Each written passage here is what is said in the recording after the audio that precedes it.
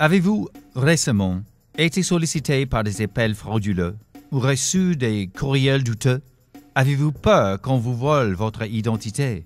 Connaissez-vous les mesures à prendre pour utiliser votre carte de débit de manière sécuritaire? Prenez-vous le temps de déchirer soigneusement les informations personnelles qui apparaissent sur votre correspondance avant de la jeter à la poubelle ou au recyclage?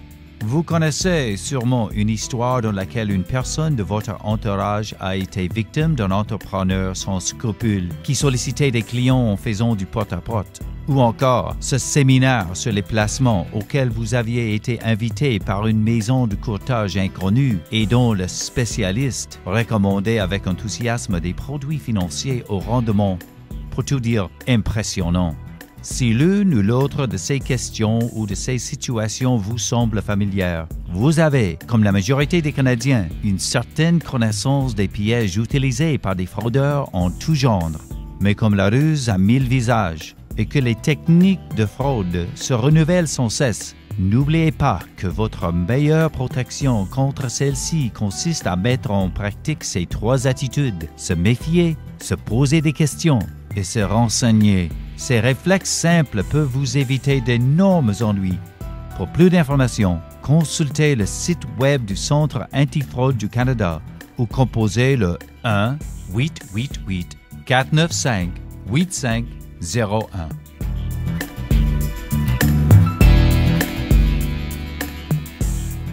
Mesdames, Messieurs, bonjour, ici Louise Moyes. Je serai votre animatrice aujourd'hui avec mon collègue Paul Rowe. Bienvenue à notre 3e émission de cette série sur les formes d'abus. Dans cette émission aujourd'hui, nous vous présentons des chroniques, de la musique, des entrevues avec des intervenants qui travaillent dans le domaine et bien sûr des conseils précieux pour vous sur ce sujet difficile mais important à discuter. Aujourd'hui, nous allons parler de la fraude et des nombreuses façons modernes de vous soutirer de l'argent. Nous allons surtout vous indiquer des manières de vous protéger et, si le pire arrive, de réagir. Après tout, une personne avertie en vaut 2, dit le proverbe. On vous propose une loterie que vous avez toutes les chances de gagner, un produit miracle pour tout ce qui vous fait mal, un voyage surprise que vous venez de gagner comme par miracle, un investissement qui rapportera gros. On a tous reçu des appels téléphoniques du genre, des messages Internet urgents, des dépliants dans la boîte aux lettres.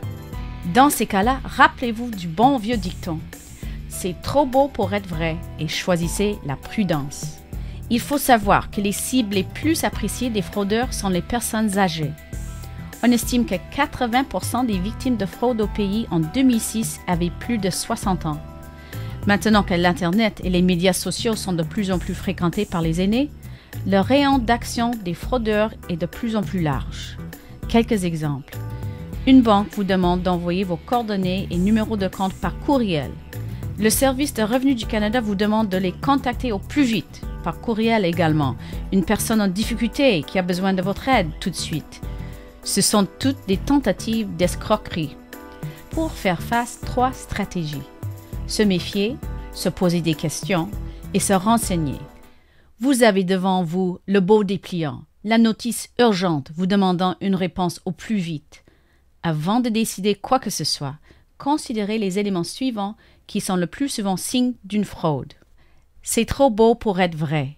Comment est-ce que j'ai pu gagner un concours auquel je ne me souviens pas de m'être inscrite? Est-ce qu'une loterie qui gagne à tous les coups, ça existe? Vous connaissez la réponse. Bien sûr que non. Il faut payer pour participer et payer tout de suite et comptant en plus. On vous prévient que ce sont des frais de poste, de douane, de transport. Pourquoi? Pourquoi si vite? Et surtout, pourquoi comptant ou avec tous mes numéros de carte de crédit? Pour vous soutirer de l'argent, bien entendu. On vous demande des renseignements personnels. Ni les banques, ni Revenu Canada, ni aucun autre commerçant honnête ne demande des renseignements personnels par Internet. Seuls les fraudeurs le font. C'est votre meilleur ami qui appelle. L'étranger au bout du fil ne vous connaît pas, mais il s'inquiète pour vous, votre santé, votre situation financière, et avec beaucoup d'insistance en plus. C'est tout à fait louche. Aujourd'hui, en plus d'en vouloir à notre argent, on s'en prend aussi à notre identité. Le vol d'identité, c'est quand quelqu'un obtient tous vos renseignements personnels et qui s'en sert sans votre permission. Qu'est-ce que c'est les renseignements personnels, vous demandez-vous? Eh bien, en voilà la liste. Nom, adresse et numéro de téléphone, date de naissance, numéro d'assurance sociale, de permis de conduire, de carte de crédit ou de carte bancaire, de certificat de naissance ou encore de passeport. Comment est-ce qu'on se fait voler son identité? Malheureusement de bien des manières. Mais d'abord, allons rejoindre Paul Rowe sur le terrain. Notre invité aujourd'hui est Sergent Jacques Boucher de la GRC Monsieur Boucher est spécialiste de la criminalité technologique. Bonjour, Monsieur Boucher. Bonjour. Pour commencer, peut-être on peut discuter la fraude en général. Quels sont les types de fraudes les plus populaires? Les plus communes qu'on voit dans la province et vraiment dans le pays, c'est la première, c'est les petites annonces. On voit des fraudes sur les petites annonces telles que Kijiji, telles que NL Classified et des sites semblables, où que l'individu va offrir à vendre un article, que ce soit un véhicule, que ce soit un bateau, un chien de race. À un prix très réduit, n'est-ce pas? Exactement. L'offre, une très belle offre, un très bon prix, peut-être le tiers du prix que l'article devrait se vendre. Et dont l'acheteur va voir l'article et dire « Ah, je dois l'acheter, je dois être le premier à répondre, faire certain que je ne perds pas l'article. » Et qu'est-ce qui se passe quand ils répondent à cette... Qu'est-ce qui arrive? Souvent, l'article va être annoncé dans un endroit géographique, comme par exemple va être annoncé ici à St. John's. Et quand que tu réponds au vendeur, le vendeur va dire « Ah, là, je suis déplacé en cause de mon travail ou que je me séparé de mon épouse ou peu importe. Je veux vendre l'article très vite, c'est pour ça que le prix est très bon, très réduit. Maintenant, l'article se trouve dans une autre province ou se trouve aux États-Unis ou peu importe. Donc, l'acheteur va dire « Ah, maintenant, je ne peux pas payer les frais pour le transport, ça va être trop dispendieux. » Là, le vendeur dit « Ah, pas de problème, je t'offre l'article, frais de transport inclus. Et si tu as un problème avec l'article, tu ne l'aimes pas, tu me le renvoies à mes frais. » Donc, l'acheteur pense, là, je n'ai rien à risquer. C'est facile.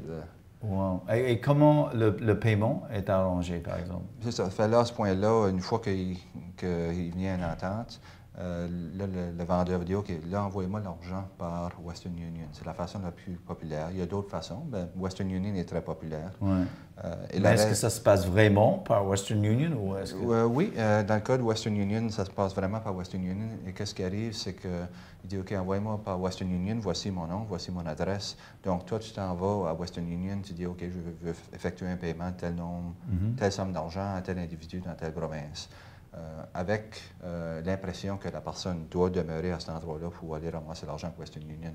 Mais moi, je peux aller chercher l'argent n'importe où au Canada. Tu m'envoies l'argent à Jacques Boucher à Terre-Neuve, je peux aller chercher l'argent au Québec, en Ontario, à Colombie-Britannique, n'importe quelle agence de Western Union, je me présente avec mon identité, puis avec l'information nécessaire, ils vont me relâcher les fonds. Donc, c'est pour ça qu'ils utilisent Western Union, parce que ça devient pratiquement impossible de les retracer. Et puis, une deuxième fraude? Une deuxième fraude, c'est les loteries, où une personne est décédée, puis un avocat vous contacte et dit hey, j'ai un client qui est décédé, vous avez porté le même nom de famille, on aimerait vous présenter comme membre de famille. C'est le fameux courriel que je reçois pratiquement quotidiennement. Oui, c'est ça. Exactement. Et dans ce cas-là, dans le cas du « je vais te présenter comme un membre de famille », ils sont en train de proposer, évidemment, un acte criminel.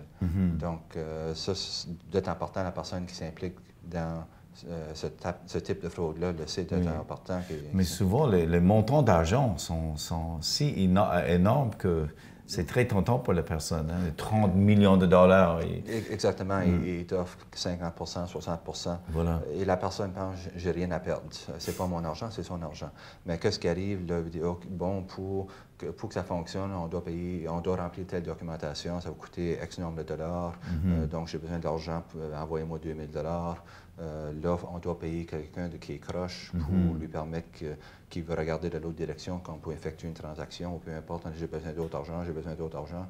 À la fin de la journée, tu es rendu, tu as 10 000 d'investis, puis il demande un autre 1500 mais là, j'ai pas le choix, j'ai déjà 10 000.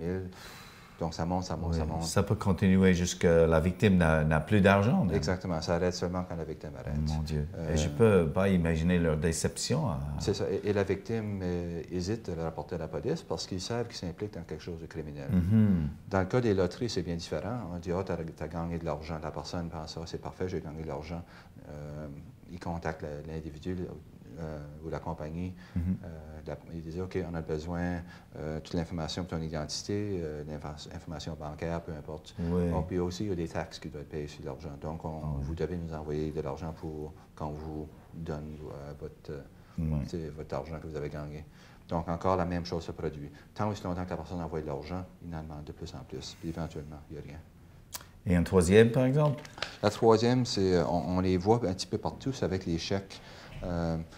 Par exemple, si moi j'offre un article à vendre, j'ai un véhicule à vendre sur les petites annonces, moi je suis la victime. Le fraudeur le contacte, oui, je vais acheter ton article, tu veux 8 000 $ pour ton véhicule, pas de problème. Moi j'ai une compagnie, j'ai quelqu'un qui me doit 15 000 $. Je vais lui demander qu'il envoie le chèque à toi pour 15 000 $. Encaisse le chèque, garde 1 000 $ d'extra pour tes problèmes, envoyez-moi la différence à un tel compte. Et ensuite, envoyer l'argent ou une portion d'argent à un individu qui va aller chercher le véhicule. Puis il va le transporter. Donc, ce genre de fraude, c'est un peu moins commun, n'est-ce pas? Non, lui aussi, pas mal commun. Puis qu'est-ce qui arrive, c'est que tu encaisses le chèque, la banque dit tout est correct, tu envoies l'argent. Ensuite, 3 semaines plus tard, il arrive, le chèque est frauduleux. On veut l'argent de nouveau. Et on est responsable. Oui, exactement. Pour le montant total. Oui, ça c'est la deuxième.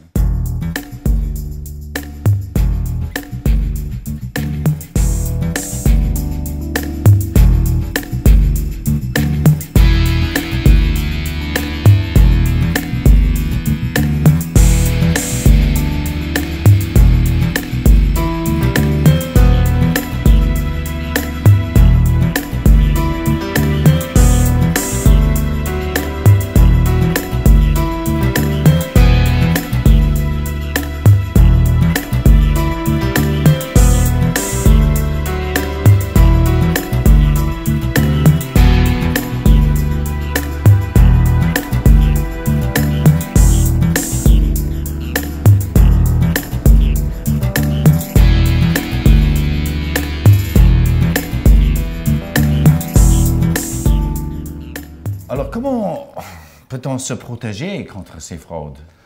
La façon la plus facile que j'avise à tout le monde, c'est prends un pas de derrière et regarde qu'est-ce que tu t'embarques dedans de façon où est-ce que tu n'es pas impliqué dedans. Distance-toi de ce que tu t'embarques dedans. Et si ce serait un ami qui vient te voir et demande de l'avis, c'est qu'est-ce que tu penses de ceci? Regarde-le de ces yeux-là. Et bien souvent, tu vas le réaliser tout de suite, ça ne fait pas de sens. Dans le cas d'un véhicule qui est à vendre à un prix qui est très, très réduit, demande-toi pourquoi que la personne vend ça sur Internet si qu'il peut vendre ça sur le coin de la rue dans 5 minutes? Pourquoi se risquer de le vendre sur Internet et avoir tous les frais de le transporter? Donc, il paraît que les victimes sont souvent des personnes qui ont des vies très solitaires. Oui, c'est ça, des personnes âgées ou des personnes qui sont un petit peu plus isolées peut-être de ces fraudes du genre. Puis ils ont tendance vraiment à se fier à l'honnêteté des autres individus. Et puis dans le cas des loteries, des autres fraudes, comment on peut se protéger? Là encore, les loteries, ils ne fonctionnent pas de cette façon-là. Ça fait donc, si tu le reçois, c'est automatiquement, on sait c'est frauduleux. Les compagnies comme, peu importe, Coca-Cola ou Toyota, ils ne font pas des loteries de ce genre-là. Oui, c'est vrai. Donc, c'est bien facile, on ne répond pas. Alors, pouvez-vous partager avec nous des exemples des cas réels? Oui, on a eu un cas dans la province où il y avait un véhicule à vente. Et puis, qu'est-ce qui est arrivé? Ça a été, le véhicule était à vendre ici à St. John's. L'individu dit, non, je suis en Alaska maintenant. Voici l'argent, voici un compte de banque, envoyez-moi l'argent à un compte de banque en Espagne. L'individu a envoyé plusieurs milliers de dollars à un compte de banque en Espagne, n'a jamais reçu le véhicule. Un autre cas, une personne en province qui a perdu au-delà de 100 000 $. 100 000 $? Oui, une fraude. Je ne connais pas les détails de cette fraude-là parce que je n'étais pas impliqué dans l'enquête. Je sais que ça a eu lieu, par exemple. Ben, c'était une des premières fraudes qu'on a parlé, soit une loterie ou peu importe, des fraudes du genre. Alors, les escrocs utilisent des méthodes de plus en plus innovatrices pour attirer leurs victimes. Hein? Que devrions-nous surveiller? Là, encore, la vie est bien simple. Si ça semble trop bon pour être vrai, c'est probablement le cas. Donc, ton bon jugement, bien souvent, va te guider. Et puis, si quelqu'un tombe victime de fraude, quelles sont les étapes à suivre? Une des choses, c'est efface rien. On a tendance à vouloir effacer les courriels. Efface rien, sauvegarde tout, contacte la police, la GRC ou la RNC pour porter plainte et produire toute la documentation. Et finalement, Jacques, quel est l'engagement de la GRC pour contrer ce genre de crime? Bien, la GRC, certainement, va poursuivre des enquêtes où il y a un acte criminel. S'il y a un acte criminel, on va l'enquêter. Mais bien souvent, ces personnes-ci vont être outre-mer. La perte, bien souvent, n'est pas une grosse somme d'argent. Donc, c'est difficile à poursuivre les enquêtes. On n'a pas les ressources pour le faire ou ça peut devenir très dispendieux de poursuivre une enquête pour quelques mille dollars. Donc, on les enquête quand on peut, mais la réalité, il y en a plusieurs qu'on n'a pas les moyens d'enquêter. Ouais. J'imagine qu'il y a beaucoup de défis. Oui, absolument. Alors, merci beaucoup, Jacques Boucher. OK, bienvenue. Merci.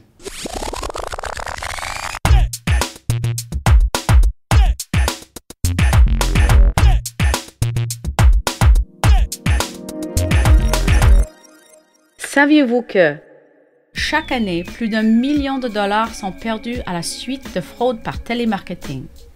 Pour vous protéger contre les téléphones frauduleux, ne faites pas confiance à toutes les personnes qui vous téléphonent pour vous demander de l'argent. Si vous ne savez plus quoi dire à la personne qui appelle, vous pouvez simplement raccrocher. Ne donnez pas vos renseignements personnels aux entreprises que vous ne connaissez pas. Des habitudes importantes à prendre de nos jours. Prévenir la fraude, c'est l'empêcher.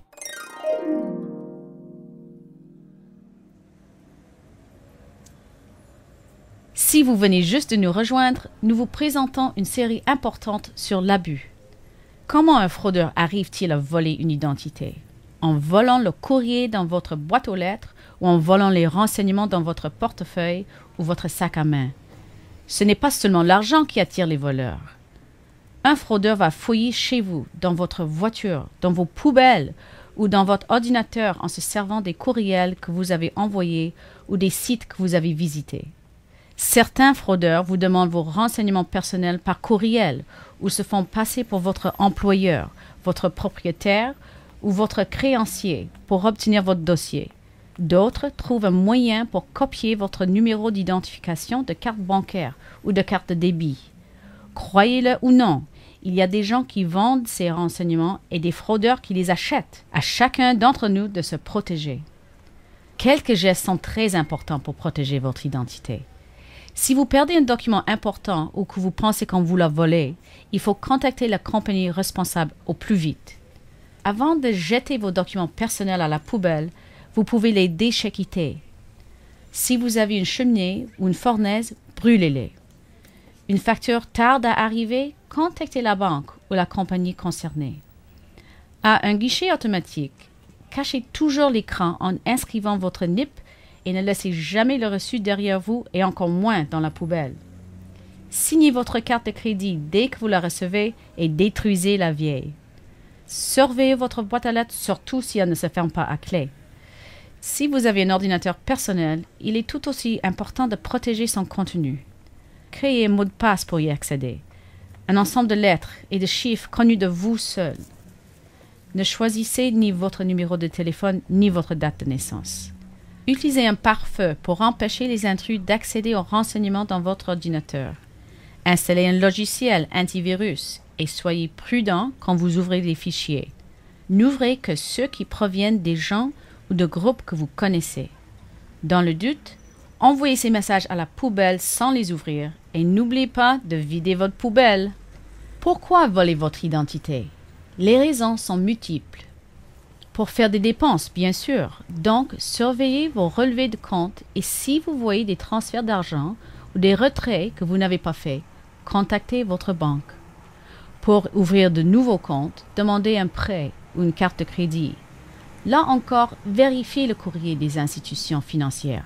Et si vous recevez un appel d'une banque ou d'un créancier réclamant de l'argent pour un compte, une carte, un emprunt qui n'est pas à vous, c'est sans doute qu'on vous a volé votre identité. Parfois, on vole même une identité pour commettre des crimes beaucoup plus graves et vous en rendre responsable. La fraude par téléphone, le télémarketing comme on l'appelle. De quoi faut-il se méfier? Ça vous est sûrement arrivé. Le téléphone sonne et on vous propose un investissement intéressant, une promotion formidable. La personne au bout du fil est convaincante, chaleureuse, elle parle bien. Allez-vous vous laisser tenter? Au lieu de céder à la tentation, posez des questions. Si une offre est légitime, les télévendeurs vont répondre avec honnêteté, parce qu'ils n'ont rien à cacher. Demandez leur numéro de téléphone et des références, par exemple. Ensuite, ne vous laissez pas persuader de répondre tout de suite. N'acceptez pas d'investir sans faire vos propres recherches d'abord. Refusez d'envoyer de l'argent sur le moment et ne donnez aucun renseignement personnel. Et en fin de compte, si la personne au bout du fil continue à faire pression sur vous, raccrochez. Ce n'est pas impoli quand il s'agit de vous protéger. On ne le répétera jamais assez. La fraude, la prévenir, c'est l'empêcher. Donc, si vous êtes victime de fraude ou si vous connaissez quelqu'un qui en est victime, parlez-en. Donnez les détails de votre expérience. Contactez la GRC près de chez vous ou encore le Centre antifraude du Canada au 1-888-495-8501.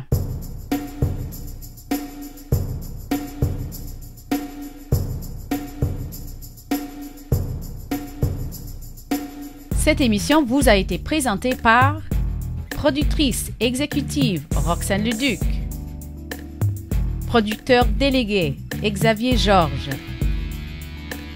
réalisateur coordonnateur Paul Rowe, réalisateur, monteur et à la technique Jim Fiedler, au texte Françoise Angard, aux enregistrements Kevin Pinhorn. Je suis Louise Moyes. Merci d'avoir écouté.